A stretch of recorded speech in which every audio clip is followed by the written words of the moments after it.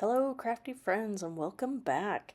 I am finally getting around to making a voiceover for this layout. I created this probably back in March, I think.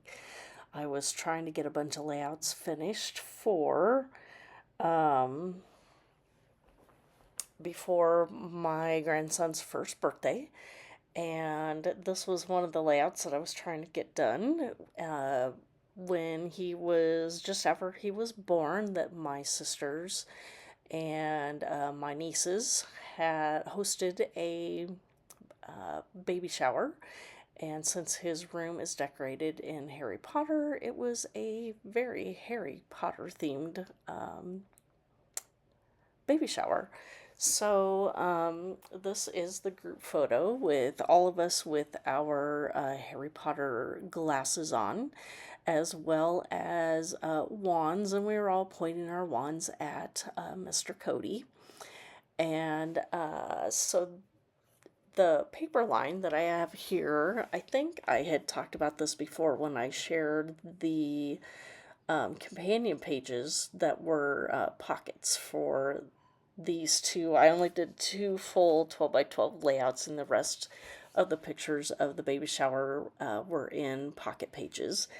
And this was a piece of rice paper that came with the collection. I think it was Ciao Bella that created this, and I'm not even sure what the name of the collection was. I think it was something magical or wizardry, something along those lines. So, a lot of the images are very similar to Harry Potter ish images from the books and the movies.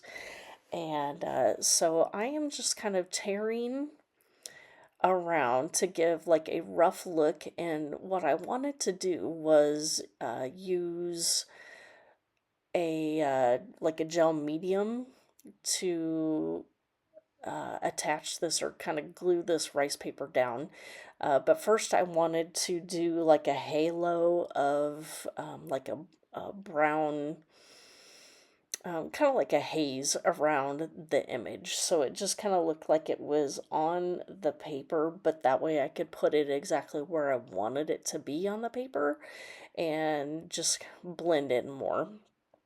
I do wish that I would have done maybe a lighter color, but I knew I needed to use the archival inks, and I only had the darker brown colors in the archival inks.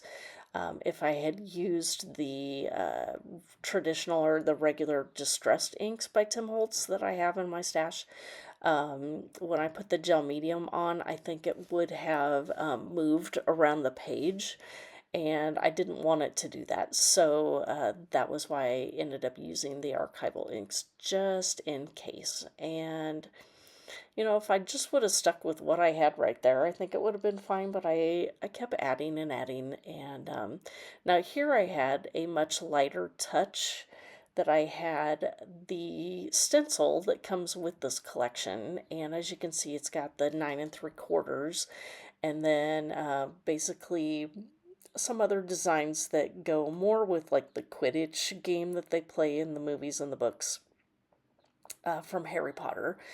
And I just scattered, did several places where I knew it might show up in various places.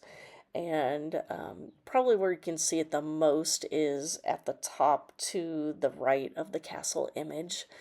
And but I did just want it to be real subtle, so I did try and keep a real light hand when I did that. So I think here is where I am getting ready to, yep, I use my collage medium here. I put a little down underneath, and then I place the rice paper on top, and then to seal it onto the paper, then I just put a real light coat over the top, and that was it. And really, it didn't even warp my paper very much either, so I was pretty happy with how that came out. And so here I got my foam daubers out, and I'm using the same dark espresso, ground espresso ink to ink all my papers. And early on you saw that I was fussy cutting that top border piece from one of the pattern papers that had more of a scene in it, but I didn't want to use that specific scene.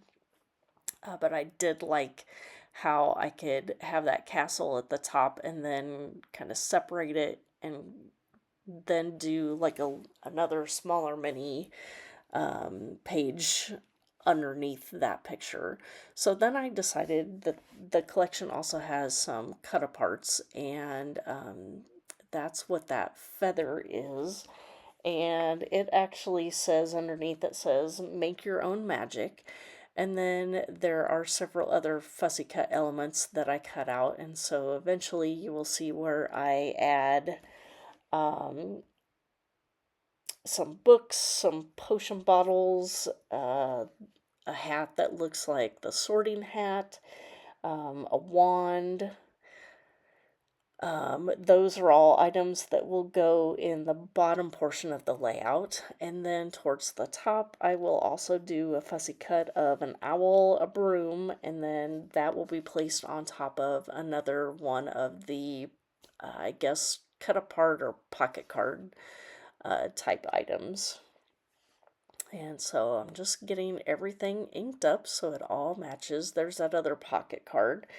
And it actually looks like it was more of a cut apart. If it was squared off, then I ended up cutting it to look more jagged and rounded. And I consider using that little window, but decide that it is a little too big and it was going to cover up too much of Grandma Karen, and I didn't want that to happen.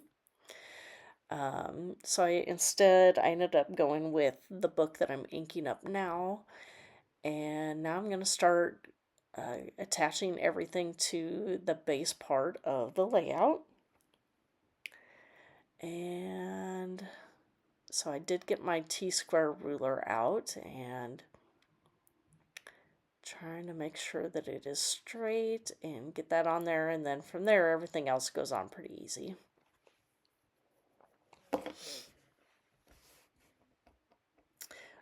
So as I talked about in the other pocket pages, I think I did anyway when I shared that video, they created all kinds of fun foods for the shower. That we had chocolate frogs, and we had garden pizza from Mrs. Sprout's garden.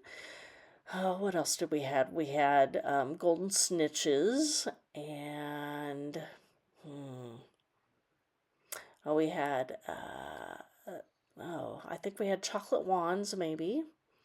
All kinds of fun stuff. So go take I'll see if I can figure out how to attach a link to those videos where I shared those pocket pages, and hopefully you can, if not, go back. I don't have that many videos. Go back in my video series and see if you can find those if you want to see additional details of that shower. And now it looks like I've got most everything attached down, and I'm just going around the outside edges to give it that, I guess, old worldly look that kind of comes with these pieces, and this collection gives that similar look. And so here I add that bottom border there, and then I'm going to start attaching on the final embellishment pieces. So here is that top cluster where I add the owl, that cut apart, and the broom. And I do decide to pop up both the broom and the owl. And just getting those onto the layout, and then getting the final touches on the bottom section. So here is the book, and instead of that big window that I had earlier, I did decide to use this heart potion bottle, and this was the wand. While it is, well, it could be a wand or it could be like a walking stick that one of the characters has a tendency to use. So um, you decide what you think it is. I think it's just a big representation of a wand, so that's what I'm going with. So here, since I wanted some of those, this hat popped up, that I did cut up some tiny pieces of this foam adhesive to fit into those really, really tiny and narrow spaces, and so they wouldn't get squished in my album once they go in. And I really think the dimension really kind of made everything pop. And so this is getting close to wrapping everything up for this layout. So if you have any questions of anything I did in this process, please let me know. Otherwise, if you wouldn't mind giving me a like and subscribe, that would be fantastic too. And here is a close-up, and we will see you next time. Thanks for watching.